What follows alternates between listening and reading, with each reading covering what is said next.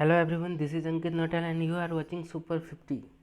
दोस्तों, आज हम आपके लिए शिक्षा के प्रति अभिवृत्ति से संबंधित महत्वपूर्ण 35 प्रश्न लेकर आए हैं। ये यकीन करिए, ये प्रश्न जो हैं बहुत ही महत्वपूर्ण होने वाले हैं आपके आगामी परीक्षा के लिए। तो आप वीडियो के लास्ट तक ज़रूर देखिए। इस वीडियो को आप साथ साथ आप आंसर भी देते रहिए।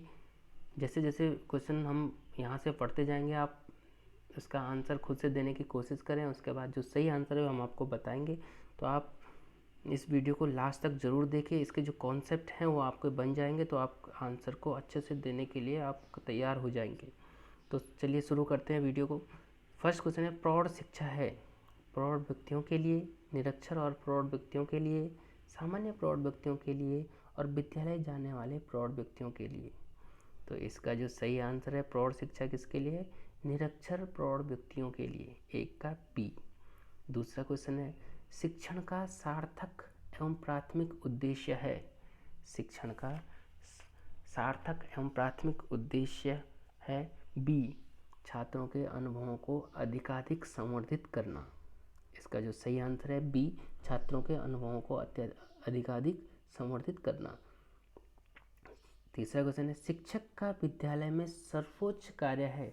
शिक्षक का विद्यालय में सर्वोच्च कार्य है छात्रों का मार्गदर्शन करना है, बी छात्रों को अनुशासन संबंधी प्रबंध करना है, सी छात्रों का शिक्षण करना है, डी छात्रों का उपचार करना। सबसे जो अच्छा आंसर होगा वो होगा ए, छात्रों का मार्गदर्शन करना। 4, आप निम्नलिखित कथनों में से किस प्रकार की कक्षा को प्रजातांत्रिक मूल्यों से ओतप्रोत पाते हैं? ए, छात्रों को कक्षा के सभी सदस्यों के साथ अंतःक्रिया के समान अवसर प्राप्त हों, छात्रों को नियमानुसार नियंत्रण में रखा गया हो, छात्रों को पाठ्यक्रम संबंधी अनुभवों को ग्रहण करने की स्वतंत्रता हो, केवल एक छात्र समूह को ही निर्णयात्मक स्वतंत्रता प्रदान की गई हो।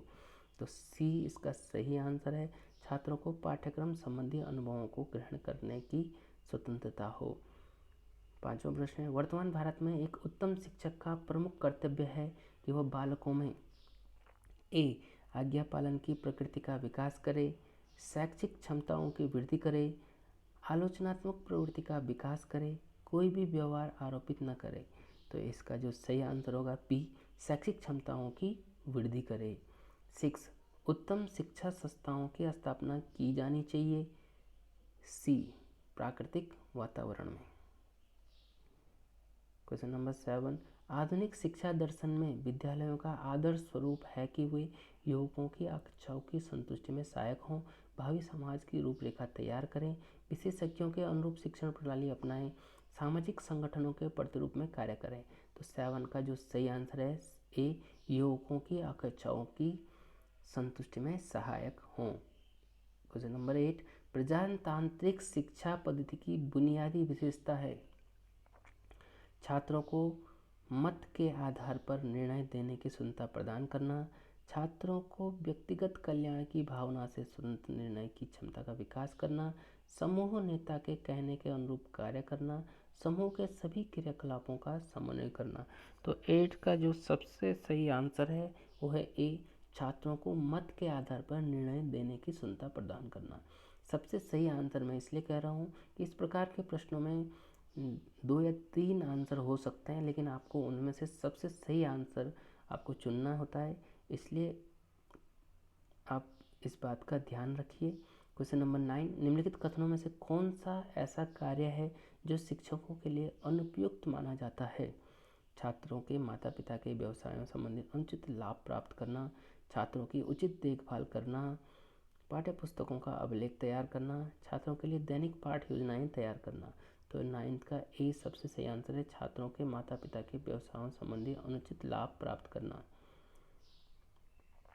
क्वेश्चन नंबर 10, कक्षा के मूलभूत सिद्धांतों का प्रतिपादन का उत्तरदायित्व है प्रधानाध्यापक पर, शिक्षकों पर, शिक्षकों एवं छात्रों पर, केवल छात्रों पर।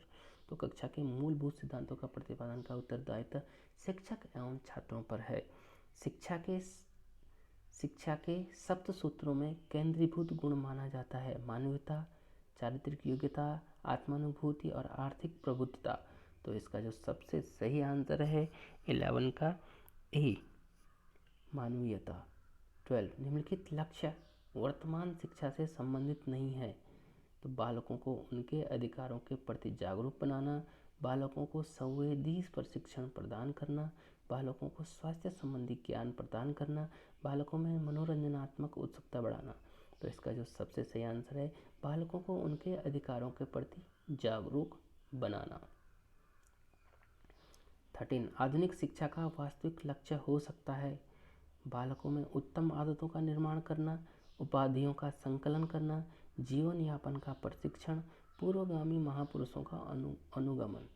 तो इसका जो सही आंसर है 13 का ए, बालक में उत्तम आदतों का निर्माण करना।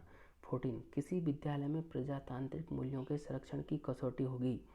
छात्रों की अभियोग्यता एवं रुचियों का विकास करना, छात्रों की ज्ञान संबंधी आवश्यकताओं की संतुष्टि, छात्रों को सामाजिक विकास की पूर्ति, उपयुक्त सभी की पूर्ति एवं संतुष्टि।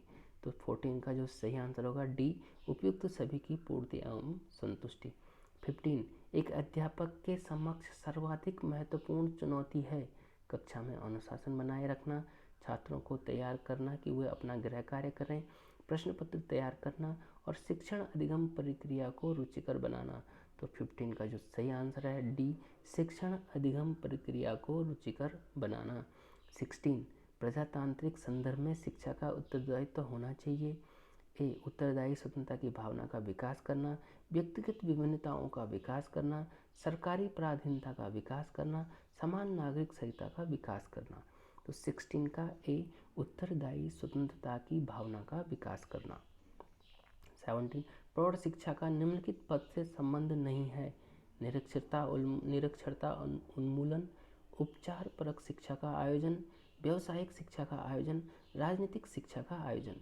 प्रौढ़ शिक्षा का निम्नलिखित पद से संबंध नहीं है। डी, राजनीतिक शिक्षा का आयोजन। 18 विद्यालय संबंधी कार्यों के विरुद्ध पद है। विद्यालयों का राजनीतिकरण, विद्यालयों द्वारा सामाजिक निर्माण का कार्य, विद्यालयों द्वारा निम्न स्तरीय कार्य, विद्यालयों में व्यावसायिक अवसरों का निर्माण। तो इसका जो सही आंसर है ए, विद्यालयों का राजनीतिकरण। 19 समन्वित व्यक्तियों के व्यक्तित्व के विकास का अर्थ होता है। समन्वित व्यक्तित्व के विकास का अर्थ होता है ए, सबसे मिलजुल कर सहयोग करके कार्य करें, वैज्ञानिक व व्यवस्थित दृष्टिकोण अपनाएं, व्यक्ति के ज्ञान, चिंतन और क्रियाओं में एक ऐसा तालमेल हो जिससे कार्य का निष्पादन सफलतापूर्वक किया जा सके, उसका सभी सहकर्मियों से संतुलन व्यवहार हो। तो इसका जो सही आंसर है सी, व्यक्ति के ज्ञान, चिंतन और क्रियाओं में एक ऐसा तालमेल हो जिससे कार्य का निष्पादन सफलतापूर्वक किया जा सके। क्वेश्चन नंबर 20 पाठ्यक्रम को अधिक उपयोगी बनाया जा सकता है स्थानीय जानकारी द्वारा, भारत के इतिहास द्वारा, भारत के भौगोलिक ज्ञान द्वारा, भारतीय संस्कृति के ज्ञान द्वारा। तो इसका जो सही आंसर है डी, भारतीय संस्कृति के ज्ञान द्वारा। 21 आपकी शिक्षा सफल है यदि उसमें आपके सम्मान में वृद्धि होती है, उससे आपको आत्मसंतोष प्राप्त होता है, उससे दूसरों को भी लाभ मिलता है, उससे आपको नौकरी प्राप्त हो जाती है। तो सही आंसर है बी, उससे आपको आत्मसंतोष की प्राप्ति होती है। 22 मान लीजिए कि आप अपने क्षेत्र के सबसे अधिक पढ़े लिखे व्यक्ति हैं, तो आप सर्वाधिक बल देंगे शिक्षा के मूलभूत सिद्धांतों के प्रचार प्रसार पर, अधिक से अधिक लोगों को शिक्षा प्राप्त करने के लिए प्रेरित करने पर, क्षेत्र के विभिन्न आयामों पर शोध करने पर, शिक्षा के महत्व पर संगोष्ठियाँ आयोजित करने पर। तो इसका जो सही आंसर है बी, अधिक से अधिक लोगों को शिक्षा प्राप्त करने के लिए प्रेरित करने पर। 23 अब तक आपने जो शिक्षा प्राप्त की है वो है केवल समय बिताने वाली रही है, उपयोगी एवं मूल्यवान है, केवल भौतिकवादिता को बढ़ावा देती है, नैतिकता से बिल्कुल शून्य है। तो इसका जो सही आंसर है उपयोगी एवं मूल्यवान है। शिक्षा का सच्चा उद्देश्य है छात्रों को जीविका अर्जित करने के योग्य बनाना, छात्रों को नौकरी के लिए तैयार करना, छात्रों को ज्ञानार्जन में सहायता करना, छात्रों का सर्वोन्मुखी विकास करना। तो इसका जो सही आंसर है डी, छात्रों का सर्वोन्मुखी विकास करना।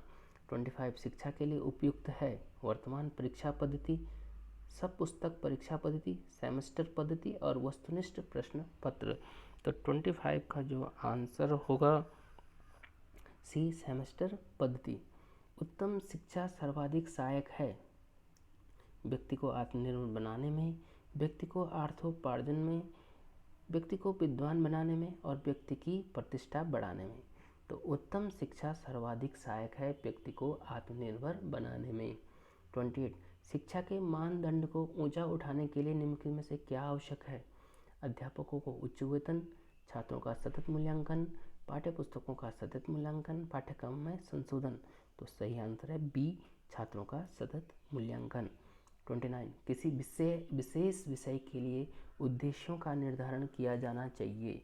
शिक्षक के द्वारा, सामान्य व्यक्ति द्वारा, विषय वस्तु के आधार पर और विषय वस्तु एवं कक्षा में संपन्न होने वाली क्रियाओं के द्वारा।